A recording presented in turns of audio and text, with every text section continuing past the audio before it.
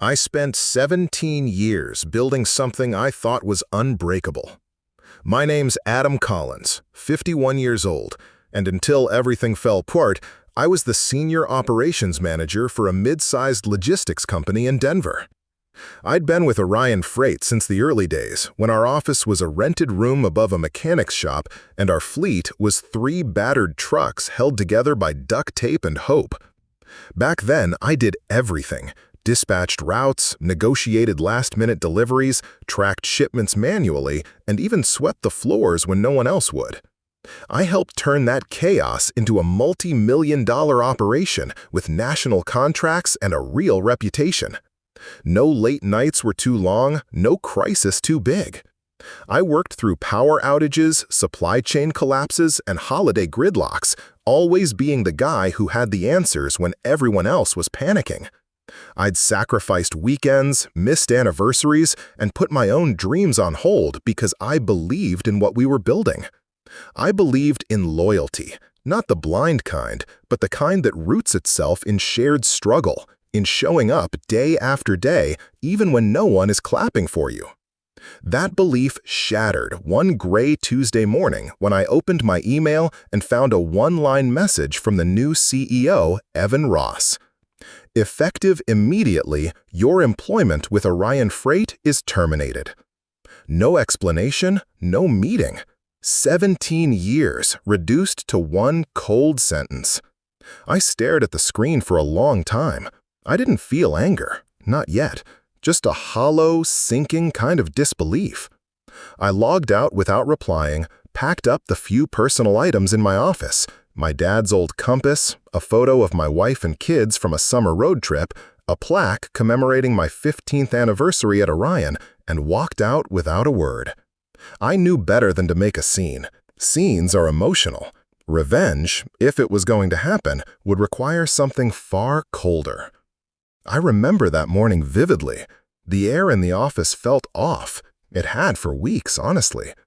The hum of printers, the clatter of keyboards, the idle chatter near the break room, it all felt distant, like background noise in someone else's life. The new hires, kids with fancy degrees and zero experience, looked through me like I was already a relic. They were all excited about dashboards and analytics, talking in acronyms and startup jargon that made them sound smarter than they were. Evan didn't even have the decency to fire me in person. Just a sterile email sent at 6:48 a.m., probably scheduled the night before, right after his fancy dinner with the board, no doubt toasting to bold new directions. I remember sitting there, motionless, for several minutes, the cursor blinking at the bottom of that cold sentence like it was daring me to reply. No gratitude, no handshake, not even a generic "thank you for your service." It wasn't just disrespect. It was erasure, a deletion. It was like watching someone tear out the final pages of a book you'd spent your whole life writing. As I stood up, the office felt quieter than usual, like it knew what had happened. I passed by the conference room where we used to hold crisis meetings at 2 a.m. during snowstorms. The whiteboard still had my handwriting on it from a planning session 2 days ago. Now it just looked like graffiti left behind a ghost. No one stopped me, no one looked up. I walked out of that building like a man being lowered into the earth. But deep down, something in me stayed alert, like a pilot running through a mental checklist before takeoff. I wasn't done. Not yet. I went home early that day, surprising my wife, Emily. She took one look at me and didn't ask anything right away. Emily's good like that. She's been with me through layoffs, cross-country moves, and 2 miscarriages. We don't do drama in our house, we do steadiness. I walked in, hung my jacket by the door, and sat at the kitchen table like I'd just returned from a funeral. She brewed coffee in silence, sliding the mug over to me without a word. The way she did it made something in my chest relax for the first time in hours. Later, out on the back porch, the wind soft through the trees, I told her what had happened. Just the facts. 17 years, 1 sentence. Gone. She listened, arms crossed, but not cold, more like protective. When I finished, she nodded once. "What's your plan?" she asked, not "how do you feel," because she knew that wasn't important yet. We've always been a forward-facing couple. There'd be time for grief. Right now, I needed resolve. I didn't have a plan, not one I could articulate. But I knew one thing. If they thought they could toss me aside like yesterday's newspaper and walk away clean, they had another thing coming. Not because I wanted revenge for revenge's sake, but because there needed to be a consequence. Otherwise, people like Evan keep doing this to good men. That week, I didn't mope, I didn't drink, I didn't call old coworkers fishing for sympathy. I cleaned the garage. I organized 17 years of old project files, both digital and physical. I spent time walking our dog through the park trails behind our house. I jogged for the first time in months. And all the while, something in me was turning like gears inside an old engine. I wasn't just remembering what I had given to Orion. I was remembering what I knew. All of it. Every weak point. Every shortcut. Every vulnerability I had once patched up out of loyalty, but which now looked like pressure points waiting to be pressed. Then I started noticing more. Small things, but they echoed louder now. I still had access to public vendor records, and some recent contract signings didn't make sense. Orion had always used a trusted regional partner for bulk freight from the coast. Suddenly, that contract was gone, replaced by an unheard-of outfit out of Kentucky. Rates were higher, reliability was lower.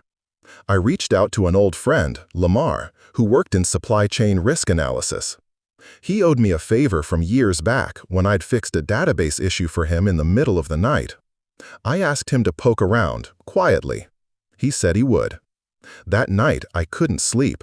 I sat in my home office, the hum of the desk lamp the only sound in the room, and opened a blank document. I titled it, Contingency. Just that. No flair, no theatrics. Just the beginning of a reckoning. It didn't take long to find the cracks. In the months leading up to my firing, I'd noticed subtle changes. New vendors getting contracts without proper bidding, system security audits postponed for budget reasons, late deliveries written off as unavoidable market conditions. But now that I was looking at it all with distance, no longer inside the machine, I realized how blatant it actually was. The moves Evan had made weren't signs of innovation. They were signs of decay, strategic neglect. I started digging, quietly and thoroughly. I didn't have access to internal systems anymore, but I didn't need it. Over the years, I'd built relationships across the industry: freight brokers, warehouse managers, drivers, trucking associations. Some owed me favors, others just respected the work I'd done. A few were just pissed off at Orion themselves and happy to talk. Over a series of quiet lunches and encrypted phone calls, I pieced together a pattern. Orion's new vendor contracts were part of a shell game. Shell companies, newly formed LLCs with vague names, were landing lucrative shipping contracts at inflated rates. One in particular, Eastspan Logistics, caught my eye.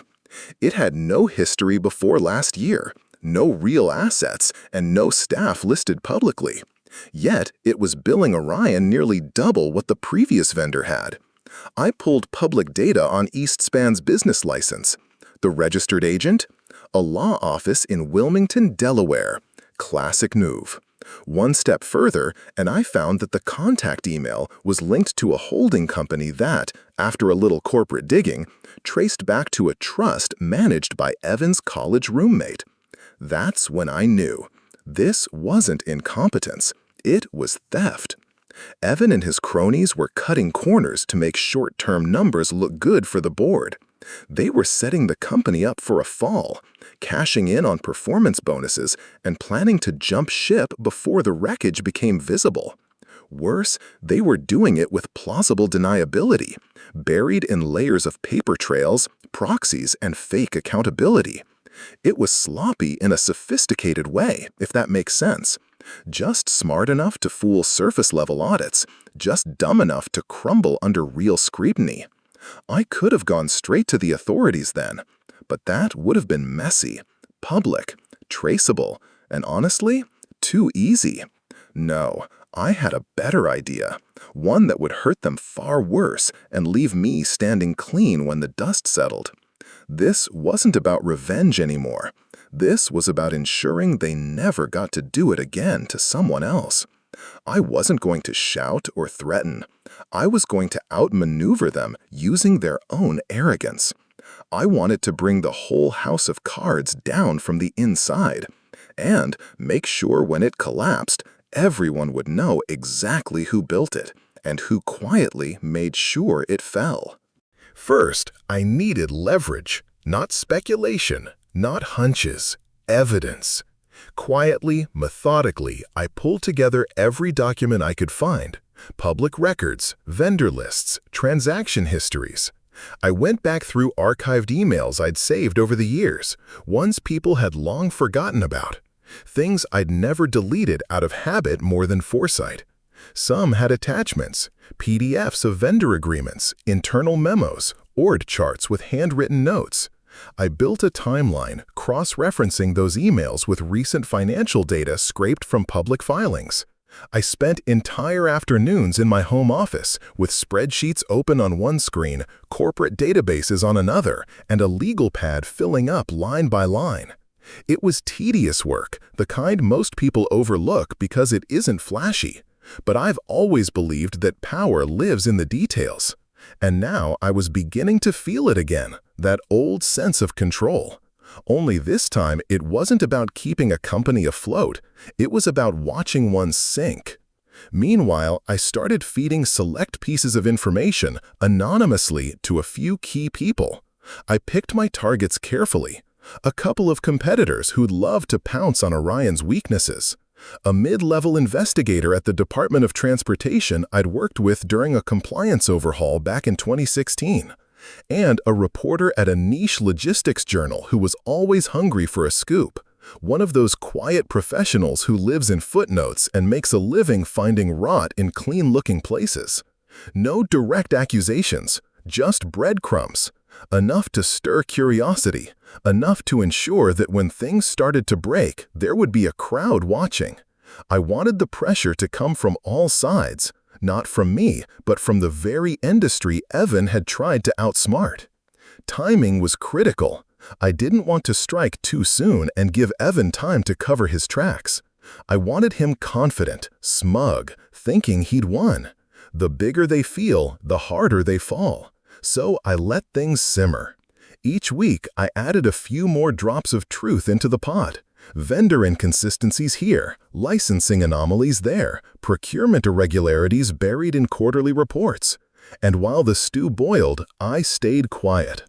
I also reconnected with Dana, a former Orion accountant who'd left quietly the year before. We hadn't talked in a while. Things had ended awkwardly when she raised concerns about creative accounting practices and was abruptly offered a generous severance package. I found her working at a small nonprofit now, managing logistics for medical supply runs. She sounded happier, lighter. We grabbed coffee in a low-key diner near the train station, and after some catching up, I asked gently if she'd ever looked deeper into those anomalies before she left. She didn't say yes outright, but her eyes told me she had.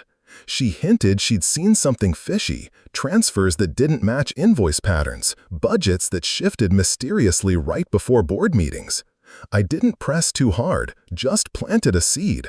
If someone were building a case, how deep would they have to dig? Her answer? Not that deep. They left fingerprints everywhere. That was all I needed to hear. Back at home, I started a second file, not labeled contingency this time. This one I called collapse. It wasn't about protecting myself anymore. It was about precision. I wasn't swinging blindly. I was threading a needle, guiding a slow, invisible needle through the fabric of a company already stretched too thin. I was setting the stage not just for a fall, but for a very public, very painful dissection. The first sign that the plan was working came 3 weeks later when I got a text from Rob, an old colleague who still worked at Orion. Just 2 words: auditors circling. I didn't reply. I didn't need to.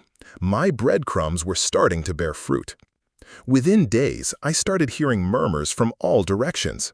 A vendor in Salt Lake City reached out through a back channel. He'd been contacted by someone asking about Eastspan Logistics, the same shell company I'd flagged quietly through the reporter. Another message came through Lamar, my friend in risk analysis. His firm had been hired by a third-party logistics consortium to assess vulnerabilities at Orion. "They're asking a lot of questions, Adam," he told me. "You know anything about this?" I gave him a neutral, just reading the same articles as everyone else, and left it there. The goal wasn't to be invisible. The goal was to be deniable. By then, I had already set the next phase in motion. I submitted an anonymous tip to the SEC. Anonymity protected through legal channels, scrubbed IP, and routed through a secure relay. The documents I submitted weren't vague accusations. They were structured, labeled, indexed.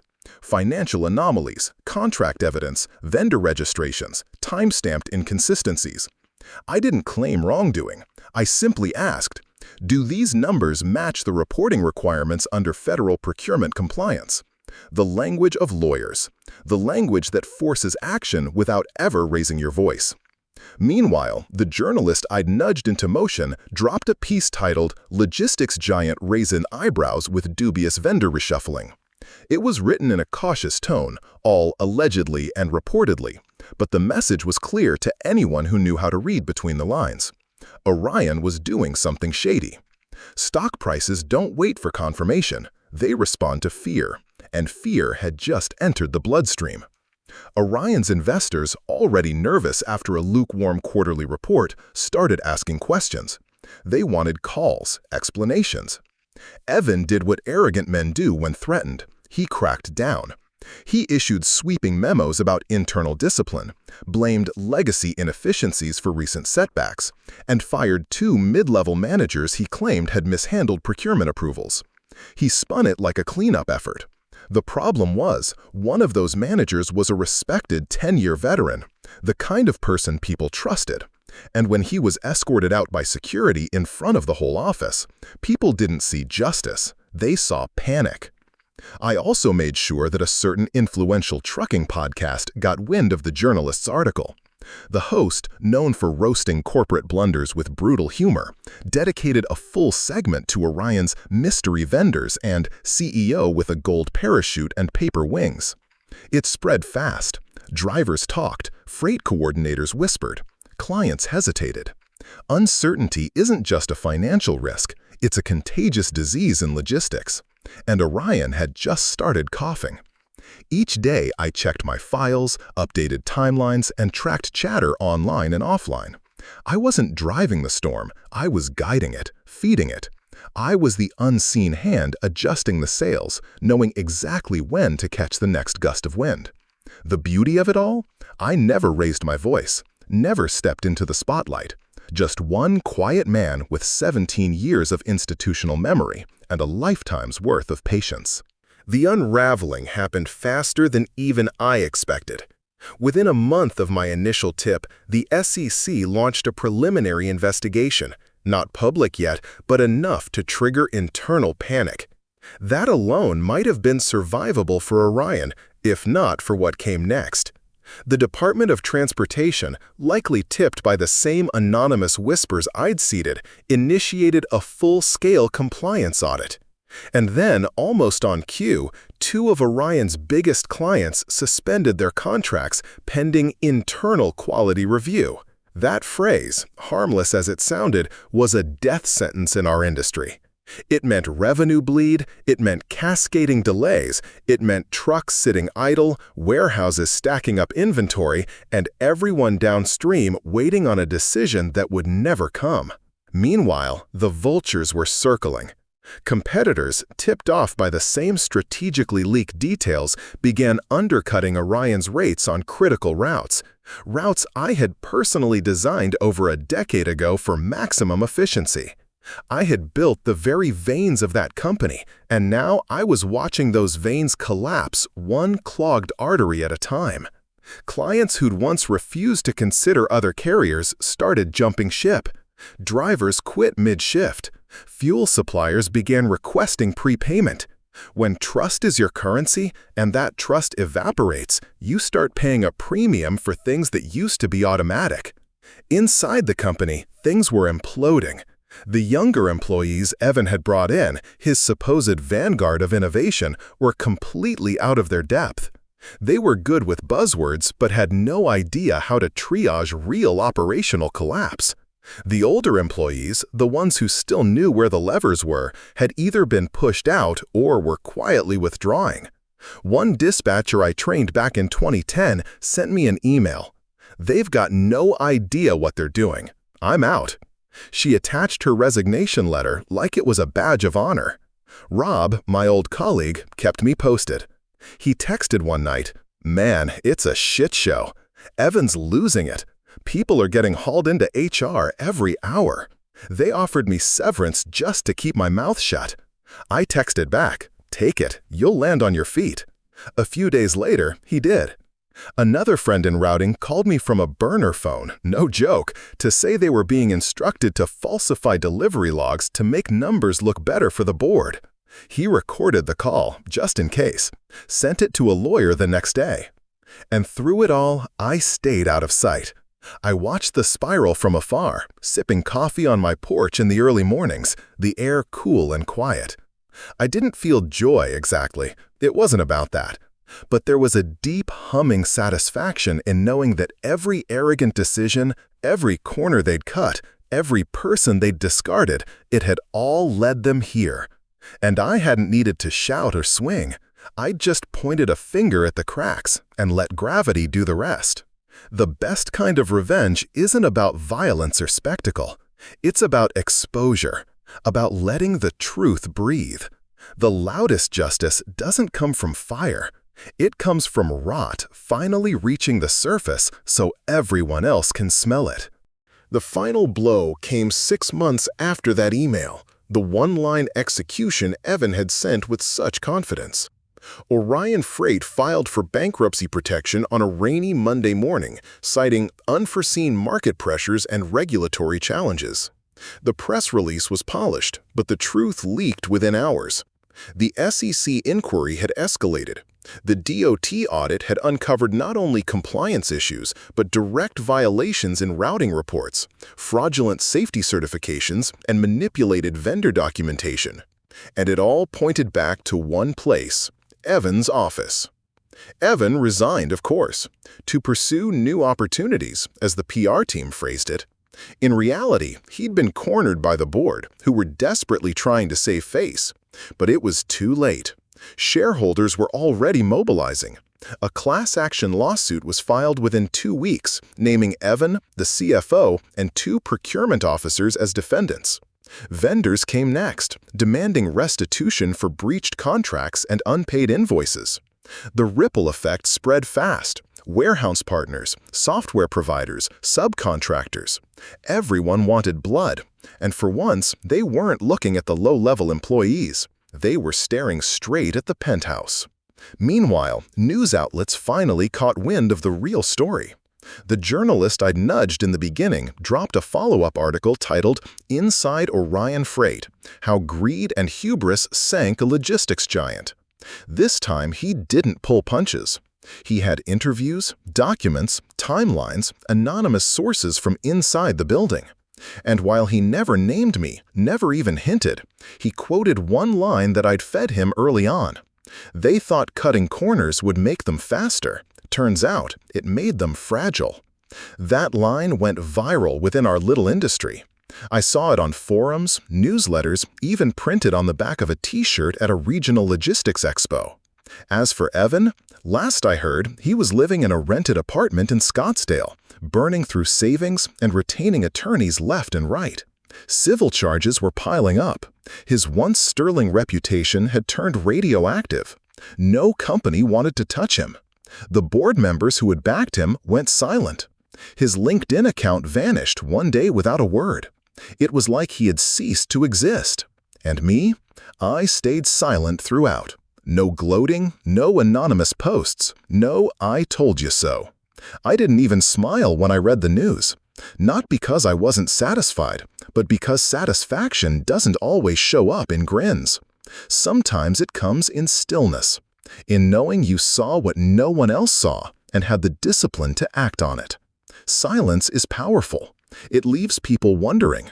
It leaves them afraid of what else you know, what else you might do. And it leaves you clean, untouchable. Dana reached out again, this time with a simple message. "It's all coming down." I replied with just 3 words, "Told you so." She sent back a smiley face and a toast emoji. Nothing more needed to be said. I never got a formal apology. I never expected one. Men like Evan don't apologize. They disappear, move states, change names, pretend nothing happened. Justice isn't always loud. Sometimes it's just the absence of injustice. Sometimes it's waking up and realizing you're no longer waiting for the other shoe to drop, because it already did and it landed on the right person. After Orion collapsed, life didn't suddenly become magical. The world doesn't work that way. But it got quieter, simpler. I ended up consulting for a competitor who'd reached out discreetly after the dust settled. Someone who had once tried to poach me years ago. This time, the offer came with a very different tone. Respect. Not desperation, not arrogance. Just, "We could use someone like you, if you're interested." I accepted on one condition. No politics, no backroom deals, just clean systems and straight answers. They agreed. Emily and I bought a little cabin up in Estes Park, a place tucked between the trees where the stars still come out in full force and the mountains feel like guardians. The kind of place where you can actually hear wind moving through pine needles, where cell service flickers on and off and nobody minds. I built a small office in the back, not because I needed to work, but because I like keeping my hands busy. I started teaching myself woodworking, repaired a canoe, built a bench from reclaimed oak. For the first time in a long time, my value wasn't measured in spreadsheets or shipping manifests. It was just measured in peace. Sometimes, sitting on the porch at night, I think back to that morning I opened Evan's email and realized 17 years of loyalty meant nothing to him. It hurt then, not just because of the betrayal, but because of what it said about all the time I'd invested, in the people, in the mission, in the belief that hard work was its own kind of armor. It took me a while to understand that loyalty isn't about who you serve, it's about who you are. I stayed true to myself. They didn't. And in the end, that's what made the difference. One afternoon, a man I didn't recognize approached me at the hardware store in town. He had a weathered baseball cap and a limp like he'd spent too many years on the road. Said he used to work third-party contracts for Orion years ago. Drove routes out of Amarillo. "I heard you might have helped bring them down," he said with a knowing look. I didn't confirm or deny, just nodded slightly. "Whatever you did," he said, "thanks. They were screwing over a lot more people than just employees." I watched him walk away, back to his pickup. Didn't say a word. I didn't need to. Sometimes the loudest justice comes in silence. A few weeks later, I got a letter in the mail. No return address, just my name written in a careful hand. Inside was a typed message, short, no signature. It read, "Because of you, they didn't get to ruin me. I kept my house, my job, my family. You never knew me, but I knew your work. Thank you." I folded the letter and pinned it to the wall above my workbench. It's still there today. On days when the wind howls too sharp through the trees or the memories creep in stronger than usual, I look at that letter and remember. I didn't just take something down. I helped keep something standing. And that, more than anything, made it all worth it.